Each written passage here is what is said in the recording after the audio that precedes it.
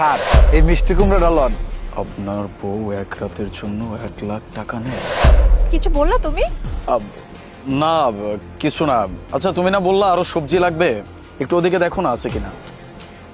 ও আচ্ছা ঠিক আছে, তুমি এক কাজ করো, তুমি এখানে দেখো, আমি ওদিকটা দেখি কি সবজি নিয়ে যায়। ঠিক আছে। এই কি সব উল্টাপাল্টা কথা বলতেছিস? কি লিখে রাখছিস সেখানে? হ স্যার, মুই সত্যি কথা কইতেছি।